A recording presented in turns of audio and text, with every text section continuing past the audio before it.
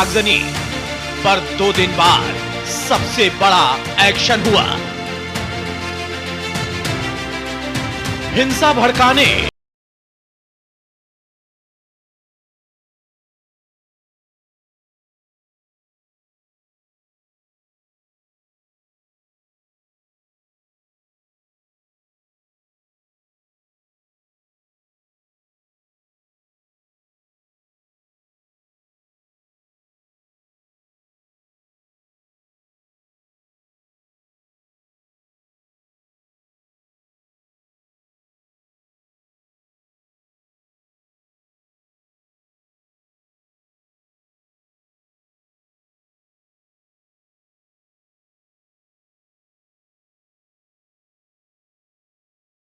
बिभर पड़े।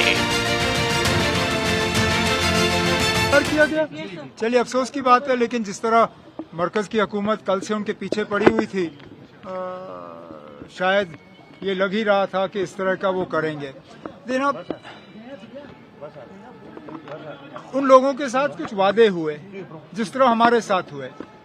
अब समझ में नहीं आता मरकज की हुकूमत की क्या मजबूरी है कि वादे करने के बाद वो उन वादों से मुकर जाते हैं।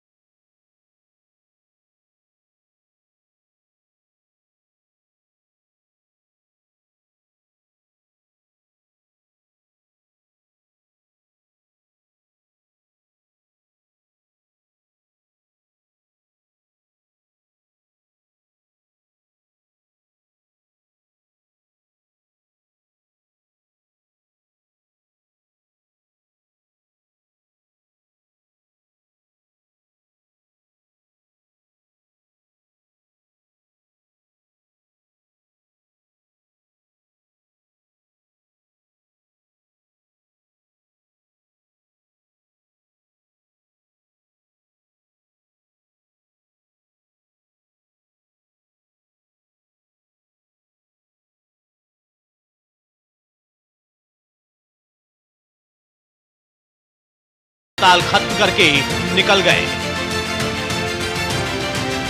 दरअसल पर्यावरण कार्यकर्ता सोनम वांगचुक लद्दाख को पूर्ण राज्य का दर्जा देने की मांग पर भूख हड़ताल पर बैठे थे। मांग कर रहे थे कि लद्दाख को संविधान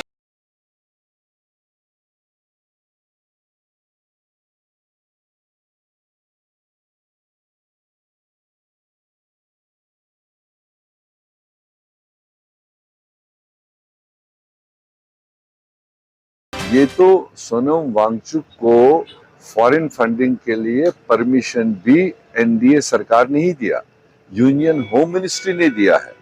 और अब इस एपिसोड के बाद में जबकि उसने खुद कहा, उसने अपील किया कि मुझे अरेस्ट करने से हो सकता है इस खित्ते में सिचुएशन खराब हो, मुझे खुला छोड़ने से, क्योंकि मैंने कभी हिंसा को मतलब प्रायोरिटी नहीं दी है, हमने पीसफुल तरीके से अपने डिमांड्स को रखा है।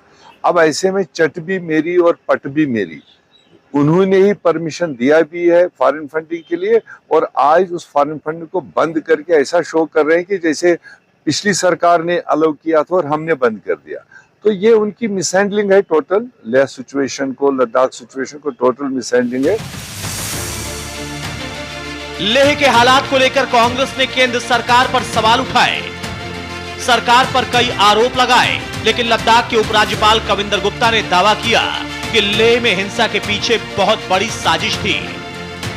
लेह को जलाने के लिए बाहर से लोग बुलाए गए थे, पूरी प्लानिंग के बाद हिंसा की गई थी। मॉब के पीछे बहुत बड़ी साजिश थी, जो बहुत से लोग बाहर से भी थे, जो हमारे ध्यान में चीजें आई है। तो हम नहीं चाहते कि लद्दाख जो एक शांति वाला क्षेत्र है उसको इस प्रकार से माहौल क्रिएट किया जाए। कुछ लोगों ने सीआरपीएफ और पुलिस की गाड़ियों को जलाने का जो प्रयास किया है, उसमें अभी हमारे पुलिस के जवान भी बैठे थे। तो ये सिर्फ आत्मरक्षा के लिए सब कुछ किया गया। लद्दाख का माहौल शांत कर लिया जाएगा। जो लोग भी इसमें इन्वॉल्व थे उनको चिन्हित किया गया है। आगे से इस प्रकार की कोई घटना हो उसको बर्दाश्त नहीं किया जाएगा। लद्दाख में फिलहाल शांति है, सड़कों पर पुलिस और सीआरपीएफ की भारी तैनाती है। लेकिन सवाल है कि अगर लेह को जलाने की साजिश रची गई तो क्या खुफिया एजेंसियों को इसकी भनक नहीं थी?